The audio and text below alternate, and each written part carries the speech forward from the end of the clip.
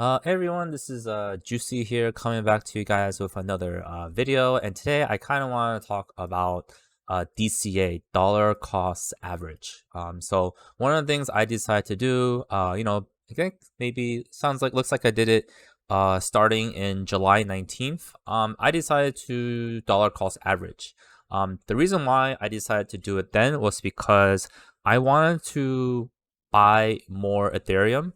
And you know, as much as I always look at the market, um, and be tempted to buy, I kind of wanted to just automate it, and I didn't really want to think about it. Now, there are benefits. I guess you can say there's pros and cons for doing dollar cost average, but pretty much you can do it on a cadence or on a frequency. And what I mean by that is you can buy it like daily, um, bi-weekly, weekly, monthly, and then from there you either purchase cryptos that you believe in or very bullish on, that you believe that will increase in value later on, because dollar cost average is definitely a long-term game, as well as it is commitment, because you are going to be continuously putting money into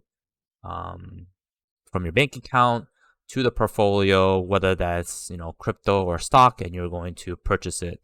So for example, for this one, I'm using Binance US, and I'm pretty much buying $20 worth of Ethereum every single day. So what you see here is when I first started, which is around July 19th, and you can see now that my value is around $1,148. Now, these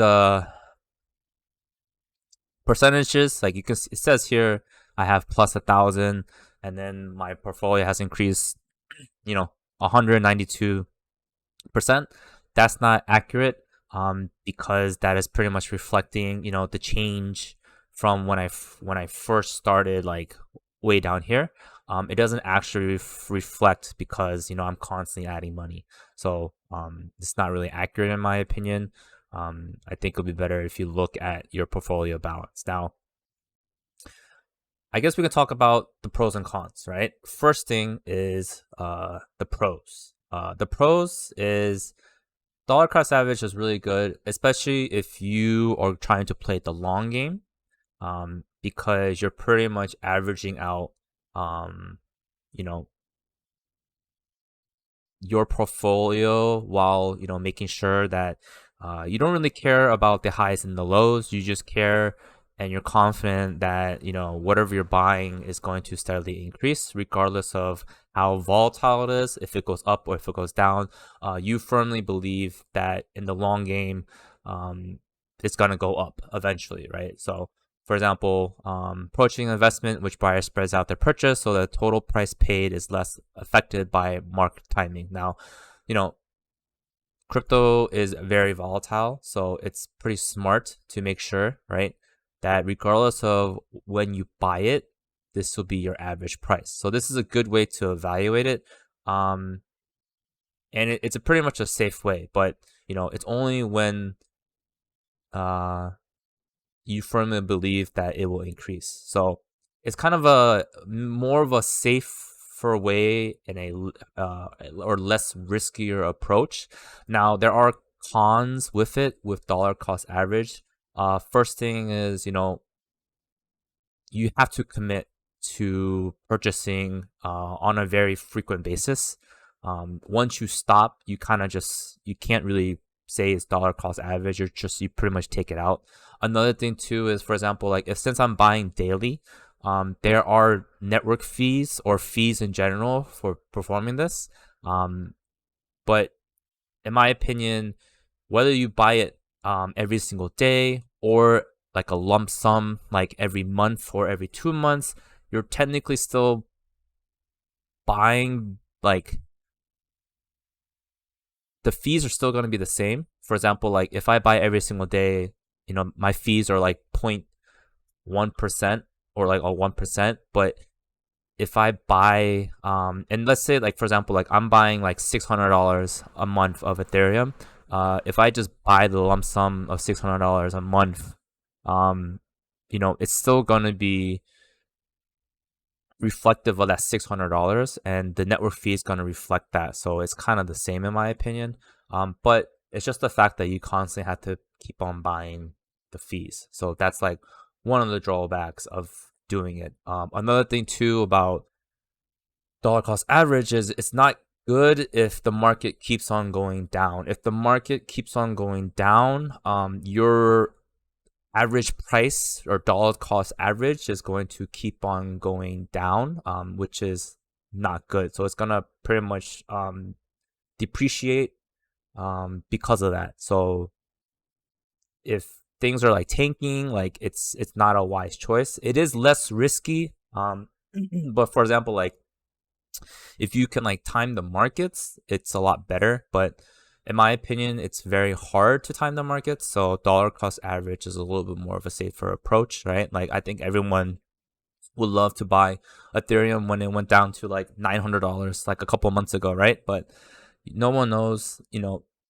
where the prices will go, especially as a TA.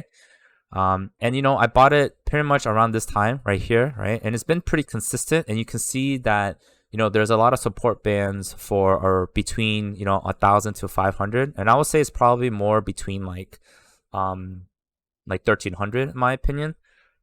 But who knows where the market will become or go? But excuse me. But yeah, that's how I see it. So I'm doing this just to experiment and also to showcase, what could happen. This is a website that I've been using, DCA But as you can see here, right, this is kind of like my start date. This is kind of like the finish date. I put the purchase amount as $21 and I did repeat as daily. Exchange fee as 1%. And this is kind of accurate of what I currently have, right?